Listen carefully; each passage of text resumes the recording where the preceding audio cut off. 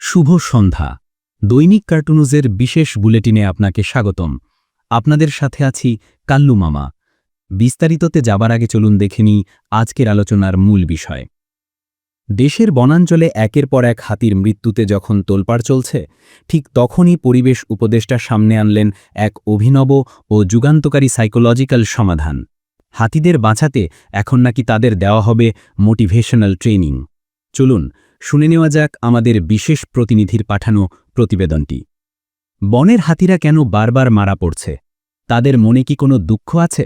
তারা কি ডিপ্রেশনে ভুগছে? তাদের কি আত্মবিশ্বাসের অভাব? এমন হাজারো জটিল মনস্তাত্ত্বিক প্রশ্ন মাথায় নিয়ে গত বুধবার বন ভবনে আয়োজিত বিশ্ব হাতি দিবস সেমিনারে হাজির হয়েছিলেন পরিবেশ, বন, জলবায়ু ও আগডুম বাগডুম মন্ত্রণালয়ের সর্বেসর্বা উপদেষ্টা, সেমিনারি সকল সমস্যা সমাধান তত্ত্বের জননী এবং বেলার অবৈতনিক মুখপত্র সৈয়দা রিজওয়ানা হাসান। এবারে সেমিনারে তিনি চিরাচরিত কান্নাকাটি বা প্রকল্পের ফিরিস্তি তুলে ধরার মতো বোরিং কাজে যাননি। তিনি ডায়াসে এসেই মাইক্রোফোনটি হাতে নিয়ে এমন এক দৃপ্ত হাসি দিলেন যেন গত ১ বছরে ১২টি হাতি মারা যায়নি, বরং ১২টি হাতি নোবেল পুরস্কার জিতেছে। উপস্থিত জনতার দিকে তাকিয়ে তিনি তার ভাষণ শুরু করলেন, যা শুনে কিছুক্ষণের জন্য গোটা হলরুম স্তব্ধ হয়ে যায়। উপদেষ্টা বলেন, বন্ধুগণ, আপনারা অনেকেই শোকাহত। আপনারা ভাবছেন আমরা ১২টি হাতি হারিয়েছি। আপনাদের এই চিন্তাটাই ভুল, ভুল, ভুল। আসলে আমরা হারাইনি, বরং আমরা পেয়েছি। আমরা পেয়েছি ১২টি অমূল্য কেস স্টাডি। এই ১২টি হাতির মৃত্যু আমাদের চোখ খুলে দিয়েছে, আমাদের গবেষণার নতুন দুয়ার উন্মোচন করেছে। আমি এবং আমার থিঙ্ক ট্যাঙ্ক রাত দিন এক করে এই মৃত্যুগুলো নিয়ে গবেষণা করেছি। আমরা বের করেছি হাতিগুলো চোরা শিকারী, বন উজাড় বা খাদ্যাভাবের মতো বস্তাপচা কারণে মারা যায়নি। তাদের মৃত্যুর কারণ অনেক বেশি গভীর, অনেক বেশি সাইকোলজিক্যাল। এই বলে তিনি একটি লেজার পয়েন্টার হাতে নিয়ে স্টেজের বিশাল স্ক্রিনের দিকে নির্দেশ করলেন। সেখানে একটার পর একটা হাতির ছবি আসছিল, আর উপদেষ্টা তার গবেষণালব্ধ ফলাফল বর্ণনা করছিলেন। এই যে দেখুন, আমাদের তদন্ত বলছে শেরপুরের হাতিটি মারা গেছে চরম কনফিডেন্সের অভাবে। চোরা শিকারী সামনে আসার পর সে ভেবেছিল, আমি কি পারবো এর মোকাবেলা করতে? আমার সুর কি যথেষ্ট শক্তিশালী? এই আত্মবিশ্বাসের ঘাটতির কারণে সে ভয়ে হার্ট অ্যাটাক করে। চট্টগ্রামের হাতিটি খাদ্যাভাবে মারা যায়নি, সে মারা গেছে ডিসিশন প্যারালাইসিস নামক জটিল মানসিক রোগে।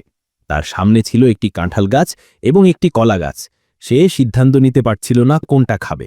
এই করব কি করব না ভাবতে ভাবতেই তার মূল্যবান সময় নষ্ট হয় এবং সে অনাহারে মারা যায়। ভাবুন কি মর্মান্তিক।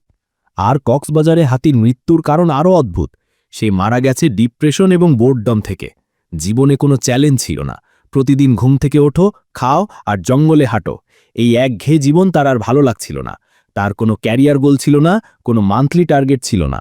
ফলে সে জীবনের প্রতি আগ্রহ হারিয়ে ফেলে এবং স্বেচ্ছায় খাওয়া দাওয়া ছেড়ে দিয়ে মৃত্যুকে বরণ করে নেয়। পাওয়ার পয়েন্ট প্রেজেন্টেশন শেষ করে বিজয়ীর ভঙ্গিতে এক গ্লাস পানি পান করে রিজওয়ানা হাসান বলেন, কমিটি টমিটি, টাওয়ার ফাওয়ার আর কাঁটাতারের বেড়া দিয়ে কিছুই হবে না।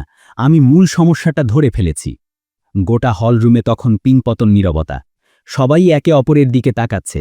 কি সেই মূল সমস্যা? উপদেষ্টা টেবিল চাপড়ে বলেন, মূল সমস্যা হলো হাতিদের মোটিভেশনের অভাব।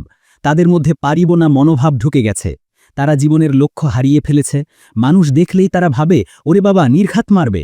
এই নেতিবাচক চিন্তাই তাদের মৃত্যুর দিকে ঠেলে দিচ্ছে।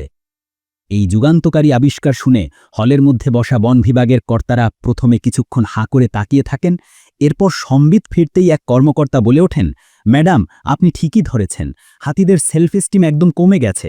তাদের মধ্যে টিমওয়ার্কেরও অভাব ম্যাডাম। একা একা চলাফেরা করে, তাই বিপদে পড়ে। এরপর উপদেষ্টা তার বক্তব্যকে ক্লাইম্যাক্সের দিকে নিয়ে গিয়ে বলেন, সুতরাং আসল সমস্যাটা বাইরে নয়, ভেতরে। হাতিদের হার্ডওয়্যারে নয়, তাদের সফটওয়্যারে। তাদের বনে নয়, তাদের মনে। তাই বন্দুক, বেড়া বা কমিটি দিয়ে এই সমস্যার সমাধান হবে না। এর জন্য প্রয়োজন এক মানসিক বিপ্লব। আর সেই বিপ্লব ঘটানোর জন্যই আমাদের ইউনূস সরকার হাতে নিয়েছে এক ঐতিহাসিক মেগা প্রকল্প, অপারেশন গজরাজ জাগরণ। এই প্রকল্পের অধীনে দেশের সকল হাতিকে বাধ্যতামূলকভাবে মোটিভেশনাল ট্রেনিং দেওয়া হবে। এর জন্য দেশের সেরা লাইফ কোচ এবং কর্পোরেট ট্রেনার, আন্তর্জাতিক খ্যাতিসম্পন্ন স্পিকার জনাব সোলাইমান সুখনকে প্রধান প্রশিক্ষক হিসেবে নিয়োগ করা হয়েছে। এই ঘোষণায় পুরো হলে তুমুল করতালি শুরু হয়। উপদেষ্টা জানান, জনাব সুলাইমান তার টিম নিয়ে জঙ্গলে জঙ্গলে ঘুরবেন এবং হাতিদের বোঝাবেন কিভাবে পজিটিভ থিঙ্কিংয়ের মাধ্যমে চোরা শিকারীদের মোকাবেলা করতে হয়, কিভাবে কলাগাছ দেখলে লোভ সংবরণ করে ডায়েট কন্ট্রোল করতে হয় এবং কিভাবে সুরকে মাল্টিপারপাস টুল হিসেবে ব্যবহার করে জীবনে সফলতা আনা যায়। এছাড়াও হাতিদের জন্য বিশেষ পাওয়ার পয়েন্ট প্রেজেন্টেশন তৈরি করা হবে, যেখানে দেখানো হবে শূন্য থেকে গজরাজ এক সফল হাতি হওয়ার গল্প। এ সময় মঞ্চে উঠে আসেন জনাব সুলাইমান সুখন। তিনি বলেন, হাতি একটি বিশাল প্রাণী, তার মনও বিশাল, কিন্তু সেই মনে জমেছে হতাশা আর মেঘ। আমি তাদের শেখাবো আই ক্যান আই উইল মন্ত্র। প্রতিটি হাতি যখন সকালে ঘুম থেকে উঠে সুরুচি করে বলবে আজ একটি অসাধারণ দিন, সেদিনই আমাদের বন বাজবে। তিনি আরও জানান, প্রশিক্ষণের শেষে সেরা পারফর্ম করা হাতিকে the elephant of the year পুরস্কার এবং 1 বছরের জন্য বিনামূল্যে কলাগাছ সরবরাহ করা হবে। সেমিনার শেষে দেখা গেল বন বিভাগের কর্তারা অত্যন্ত উত্তেজিত। তারা এখন বন্দুক বা টহল বাদ দিয়ে জঙ্গলে জঙ্গলে প্রজেক্টর ও সাউন্ড সিস্টেম বসানোর স্থান খুঁজছেন। আর জনাব সুলাইমান সুখন তার টিম নিয়ে একটি গুরুত্বপূর্ণ মিটিংয়ে বসেছেন।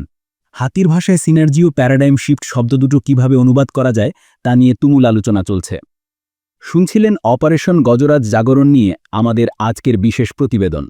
এই মহাযজ্ঞে হাতির জাগরণ ঘটুক বা না ঘটুক, আমাদের ঘুম যে ছুটে যাওয়ার উপক্রম তা হলফ করে বলা যায়। আজকের মতো এখানেই শেষ করছি। আমাদের এই পরিবেশনা আপনার কেমন লাগলো তা জানাতে পারেন কমেন্ট বক্সে। ভিডিওটি ভালো লাগলে অবশ্যই লাইক করুন, বন্ধুদের সাথে শেয়ার করুন এবং আমাদের চ্যানেলটি সাবস্ক্রাইব করে রাখুন আরও এমন মজার রম্য ভিডিওর জন্য। পরবর্তী এপিসোড দেখার আমন্ত্রণ জানিয়ে আজ এখানেই বিদায় নিচ্ছি। ধন্যবাদ।